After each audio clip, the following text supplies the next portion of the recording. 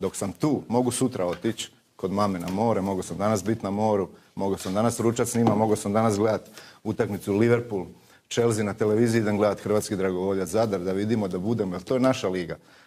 Poštujmo se više i napravimo da za vijeke vjekova sport je najveći izvoz. Jasno. Dinamo, najveća priča. I zato bi molio i premijera i predsjednika da dođu na svjetsko prvenstvo. Pa to je festival nogometa. 2 milijarde će gledati ljudi tu utakmicu. Misliš da volio bi da naš predsjednik dođe, evo pisat ću pismo, da dođe na Hrvatski kup, da u finale Hrvatskog kupa, da u Rijeci predsjednik države podigne. Ste vidjeli neki dan kad je igrala u Valenciji španjolski kraj Juan Carlos, Ikeru Casiljasu daje. Ja ga osobno poznam, evo ja se sad ježim.